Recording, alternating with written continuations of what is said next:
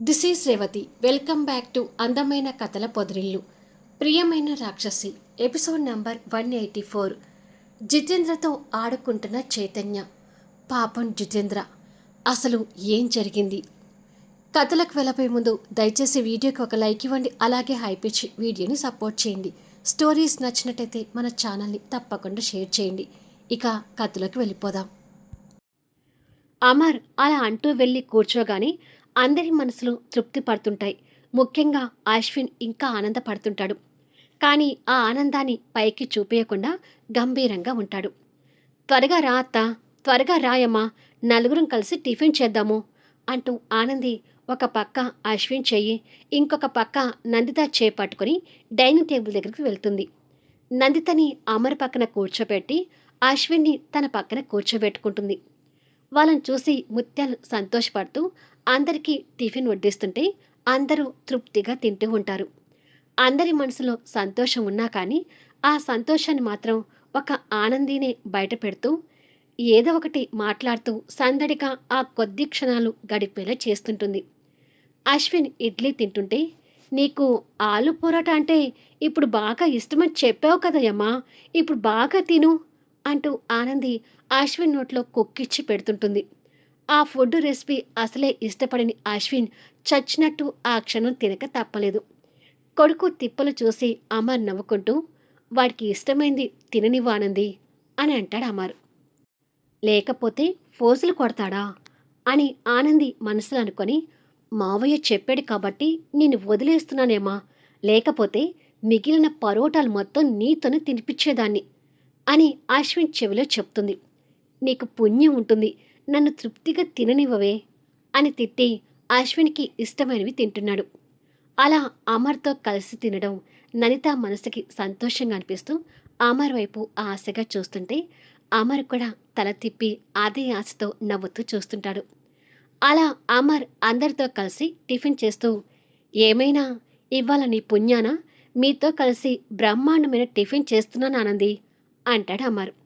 ఒక పని చేయి మావయ్య, రోజు ఈ టైంకి ఇక్కడికి వచ్చేసాయి, అందరం కలిసి టిఫిన్ చేద్దాము అంటుంది ఆనంది. ఆ మాటకి పక్కన కూర్చొని టిఫిన్ చేస్తున్న అశ్విన్ తనని ఒక్క చూపు చూస్తాడు. నందిత కూడా కాస్త కోపంగా ఆనంది వైపు చూస్తుంటే అమర్ ఆ అమ్మ కొడుకు చూపుల్ని గమనించి, వద్దులే అమ్మా, రోజు వస్తే ఈ అమ్మ కొడుక్కి ఇంకా చులకనవుతాను అంటాడు అమర్. అది విని ఆనంది ఆ అమ్మ కొడుకుని ఓ కంట కనిపెట్టి, అది నిజమే మావయ్య, చూడండి దొంగకోలు పట్టేలాగా నన్ను ఎలా చూస్తున్నారో అని అంటుంది. ఆ మాటకి అశ్విన్కి పొలమారుతుంటే, అయ్యో మంచినీళ్ళు తాగరా అంటూ అమ్మారు వచ్చి అశ్విన్ నోటికి మంచినీళ్ళు అందిస్తాడు. మామూలుగా అయితే తండ్రి ఇచ్చిన మంచినీళ్ళు తాగకపోయేవాడేమో, కానీ పొలమారి ఇబ్బంది పడుతుంటే ఆ క్షణం మాత్రం తాగుతుంటాడు. వాళ్ళిద్దరినీ అలా చూసి ఈసారి ఆనంది మాత్రమే కాదు, నందిత కూడా సంతోషపడుతుంటుంది. ఇక చాలు అన్నట్టుగా అశ్విన్ కోపంగా గ్లాస్ని దూరం నెడితే అమర్ గ్లాస్ పక్కకు పెట్టి వచ్చి కూర్చుంటాడు. అశ్విన్ కోపంగా పక్కన ఉన్న ఆనంది తల మీద ఒకటి పీకి, మేము దొంగకోలు పట్టేలాగా కనిపిస్తున్నామా అంటూ కసురుతాడు. అబ్బా యమా, నువ్వు నన్ను ఇలా కొడితే నేను ఊరుకోను అని అంటుంది. ఊరుకొక ఏం చేస్తావు అని అడుగుతాడు. ఏం చేస్తానంటే నేను మా ఆనంద నిలయానికి వెళ్ళిపోతాను అని అంటుంది. ఆ పంచే, నేను ప్రశాంతంగా ఉంటాను అంటూ వెళ్ళి హ్యాండ్ వాష్ చేసుకుంటాడు. ఓహో, నేను వెళ్తే నువ్వు ఆ చాందినికి దగ్గరవుదామనా నీ ప్లాన్ అంటూ ఆనంది బయటపడుతుంది. అలా అనగానే హ్యాండ్ వాష్ చేసుకుంటున్న అశ్విన్ ఉలిక్కిపడి తన వైపు చూస్తుంటే, చాందిని ఎవరు అంటూ అమర్ నందిత ఒకేసారి అడుగుతూ ఆనంది వైపు చూస్తుంటారు. కొత్తగా ఆఫీస్కి వచ్చిందిలే ఒక టక్కులాడి అంటూ ఆనంది కోపంగా చెప్పబోతుంటే మధ్యలోనే అశ్విన్ అడ్డుపడుతూ వచ్చి, తన మాటలేం పట్టించుకోకండమ్మా, అది ఎప్పుడూ అలాగే వాగుతుందిలే, చాందిని అంటే తనని కొత్తగా జాబ్లోకి తీసుకున్నాను, తనని చూసి ఇది ఓర్వలేక అలా మాట్లాడుతుంది అంతే అంటూ కవర్ చేసి, ఏయ్ నువ్వు నోరు మూసుకొని తిను అంటూ ఆనందిని కసురుతాడు. నోరు మూసుకుని ఎలా తింటారో నాకు ట్రైనింగ్ ఇస్తావయ్యమ్మా, బుద్ధిగా ట్రైనింగ్ తీసుకుని నువ్వు చెప్పినట్టుగా తింటాను అంటూ అమాయకత్వం నటిస్తూ అడుగుతుంది. తన మాటలకి అశ్విన్ తల పట్టుకుంటే ఆనంది వల్ల కొడుకు పడుతున్న అవస్థకి అమర్ చిన్నగా నవ్వుతుంటాడు. ఆ నవ్వుని నందిత కోపంగా చూస్తుంటే దెబ్బకి నోటికి చెయ్యి అడ్డు పెట్టుకుంటాడు అమర్. మామ కోడలు కలిసి ఎక్కువ చేస్తున్నారు అని నందిత మనసులో తిట్టుకుంటూ వెళ్ళి హ్యాండ్ వాష్ చేసుకుంటుంది. కొద్దిసేపటికి అందరి టిఫిన్స్ పూర్తయి అమర్ వెళ్ళబోతూ, ఇక నేను వెళ్ళొస్తాను నందిత అని అంటాడు. మంచిది, వెళ్ళిరండి అని అంటూ గుమ్మం వైపుకి దారి చూపిస్తుంది నందిత.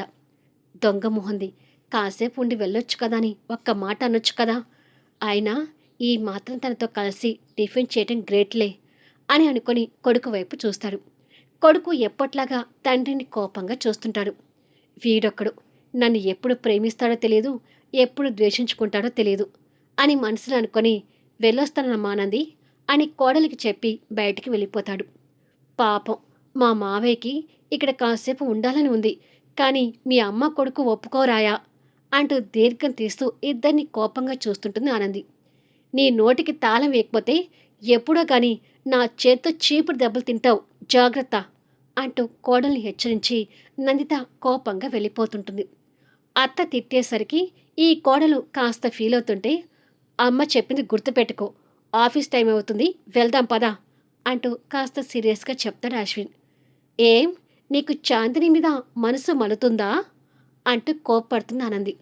పైకి వెళ్తున్న నందితకు ఆ మాటలు ఎక్కడ వినపడతాయేమని అశ్విన్ భయపడుతూ తన నోరు మూసి, నీతో చస్తున్నాను, ముందు పదవే అంటూ తన నోటిని అలా లాక్ చేసి తీసుకువెళ్తాడు.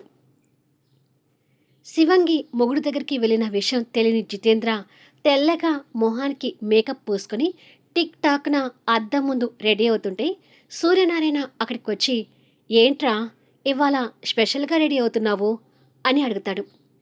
ఆ శిరీషకి నిన్న కాస్త బ్రెయిన్ వాష్ చేశానని చెప్పాను కదా నాన్న, అలా చెప్పేసరికి కాస్త మెత్తబడింది. ఇవాళ కూడా కాస్త బ్రెయిన్ వాష్ చేసి తనని నా దారిలో పెట్టుకోవాలి, అలా పెట్టుకోవాలంటే తనకి నేను హ్యాండ్సమ్గా కనపడాలి అంటూ డియో స్ప్రే చేసుకొని, ఇక వెళ్ళొస్తా నాన్న అని అంటాడు. ఇంకా నీకు టైం కాలేదు కదరా అంటాడు సూర్యనారాయణ. ఇవాళ ఆ నందిత గారి ఇంటికి వెళ్ళి శిరీషని నేనే పికప్ చేసుకుని హాస్పిటల్కి వెళ్ళాలనే ఆలోచనలో ఉన్నానులే అని అంటాడు. అలా డైరెక్ట్గా వెళ్తే నందిత నీ మీద కోపడవచ్చు, ఒకసారి శిరీషకి ఫోన్ చేసి వస్తున్నానని చెప్పి వెళ్ళు అంటాడు సూర్యనారాయణ. అది కూడా కరెక్టే, అసలే ఆ నందిత గారు కాస్త స్ట్రిక్ట్. సరే, ఇప్పుడే చేస్తాను, బట్ వీడియో కాల్ చేసి నేను ఎంత హ్యాండ్సమ్గా ఉన్నానో తనకి ఫోన్లోనే కనిపిస్తాను అని అనుకొని జితేంద్ర తాపీగా శివంగికి వీడియో కాల్ చేస్తుంటాడు. ఆ టైంలో శిరీష కూడా అద్దం ముందు డ్యూటీకి వెళ్ళడానికి రెడీ అవుతుంటే కాస్త దూరాన ఉన్న తన ఫోన్ రింగ్ అవుతుంది. ఆ ఫోన్ దగ్గరికి వెళ్ళి జితేంద్ర కాల్ చేయడం చూసి లిఫ్ట్ చేయబోయేసరికి అంతలోనే ఆ ఫోన్ చైతన్య అందుకుంటాడు. ఏయ్, నా ఫోన్ తీసుకున్నావేంటి అని అడుగుతూ శివంగి. లిఫ్ట్ చేసి మాట్లాడడానికి అని కోపంగా చెప్పి కాల్ లిఫ్ట్ చేస్తాడు. శిరీష కనపడుతుందనే ఆనందంలో ఉన్న జితేంద్రకి చైతన్య కనిపించేసరికి ఒక్కసారిగా అవాక్కవుతాడు. ఆ వీడియో పక్కనే ఉన్న సూర్యనారాయణ కూడా కనిపించి ఆశ్చర్యపోతుంటాడు. చైతన్య ఫోన్ లిఫ్ట్ చేసేసరికి పక్కన ఉన్న శిరీష కోపంగా చూస్తుంటుంది. తెల్లగా మేకప్ పూసుకున్న జితేంద్రని చూసి చైతన్య నవ్వుతూ, బఫూన్లా అలా రెడీ అయ్యావేంటి జిత్తు అని అడుగుతాడు. అసలే చైతన్య కనిపించాడని చిరాకులో ఉన్న జితేంద్రకి ఆ మాటలకి ఇంకా మండిపోతూ, మాటలు మర్యాదగా రానివ్వు, అసలు శిరీష ఫోన్ నీ దగ్గర ఎందుకుంది అని అడుగుతాడు. శిరీష ఫోన్ ఒక్కటే కాదు, శిరీష కూడా నా దగ్గరే ఉంది అంటూ పక్కన ఉన్న తన్ని దగ్గరికి గుంజుకొని జితేంద్ర చూస్తూ ఉండగానే తన బుగ్గన గట్టిగా ముద్దు పెడతాడు. ఆ చర్యకి జితేంద్రకి గుండె పేలిపోతుంటే అవ్వా అంటూ సూర్యనారాయణ నోటి మీద చేయి పెట్టుకుంటాడు.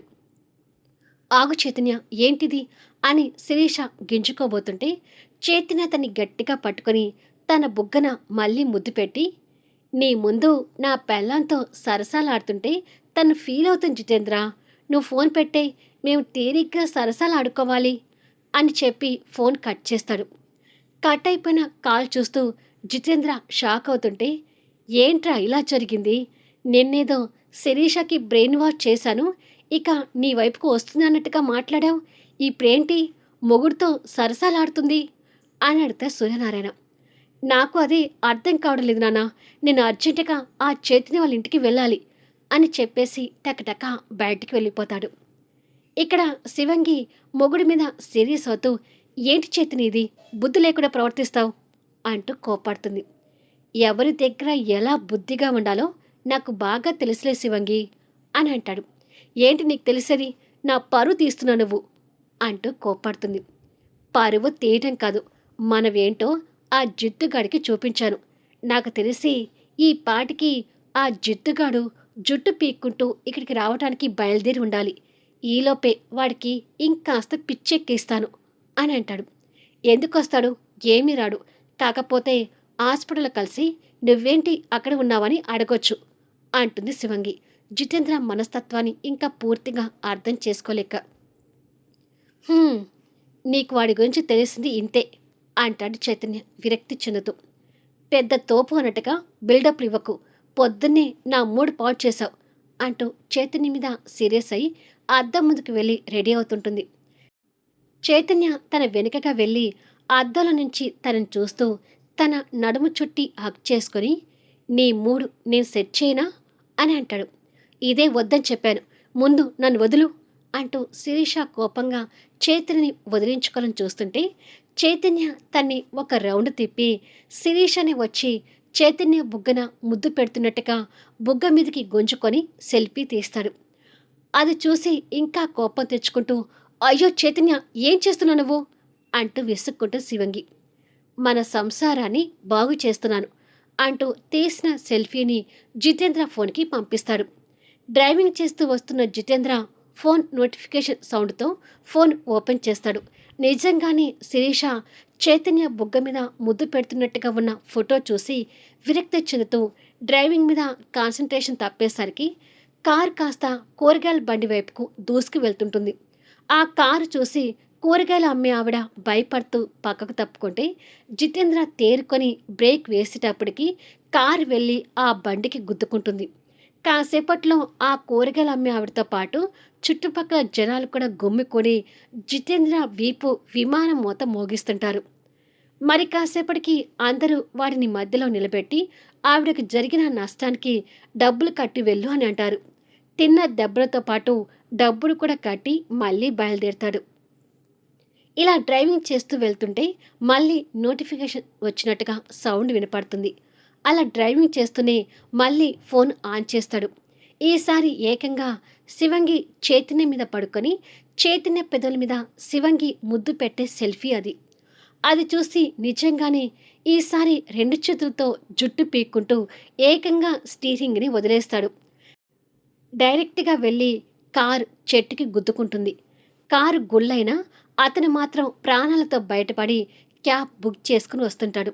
ఇక చైతన్య పెదవుల మీద ముద్దు పెట్టి చైతన్య మీద ఇంకా అలాగే పడి ఉన్న శివంగి చైతన్య బందీఖానాల నుంచి విడిపించుకోవాలని చూస్తుంటుంది. "నువ్వు నా మీద ఇలా పడుకుంటే భలే ఉంది శివంగి, కాసేపు పడుకోవే" అంటూ తన నడుం చుట్టూ చేతులు వేసి అల్లుకుంటాడు. "ఈడియట్ లాగా ప్రవర్తించుకు చైతన్య, నీ హద్దులు మీరుతున్నాయి. నీ లిమిట్స్‌లో ఉండకపోతే ఈ శివంగిలో ఉన్న ఉగ్ర రూపాన్ని బయటికి తీసుకొస్తాను జాగ్రత్త" అని అంటుంది. చైతన్య నవ్వుతూ ఒక చేయిని తన నడుం చుట్టూ వేసి బంధించుకొని ఇంకొక చేత్తో తన మొహం మీద పడుతున్న తన హెయిర్‌ని తీసి తన చెవి వెనుకన పెడుతూ, "నేను హద్దులు మీరి ప్రవర్తించినా అది మన మంచి కోసమే చేస్తున్నానులే. ఈ దెబ్బతో ఆ జిత్తుగాడికి మెంటలెక్కుతాయి" అని అంటాడు. "అతనికి మెంటలేవడం ఏమో కానీ నువ్వు మాత్రం నన్ను ఎలాగైనా లొంగ తీసుకొని చూస్తున్నావు. నేను అంత ఈజీగా నీకు లొంగేదాన్ని కాదు" అంటూ చైతన్య బందీఖానాల నుంచి బలవంతంగా విడిపించుకొని లేచి కూర్చుంటుంది.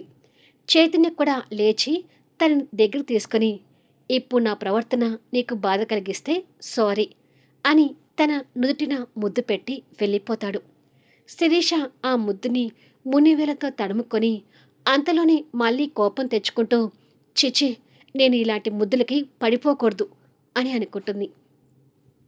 జితేంద్ర క్యాబ్ దిగి గార్డెన్ నుంచి లోపలికి వస్తుండగా పై ఫ్లోర్లో రంగి బట్టలు జడించి ఆ నీళ్లు చెట్లకు పోద్దామని బకెట్ కిందికి వంచేసరికి ఆ మురికి నీళ్లు డైరెక్ట్గా వెళ్ళి జితేంద్ర నెత్తి మీద పెద్ద దారగా పడుతుంటాయి. మళ్ళీ నెక్స్ట్ వీడియోలో కలుద్దాం. కథ నచ్చితే లైక్ చేయండి, హైప్ ఇవ్వండి, మీ అమూల్యమైన అభిప్రాయాలు తెలియచేయండి. అలాగే మన స్టోరీస్‌ని తప్పకుండా షేర్ చేయండి. Thank you for listening.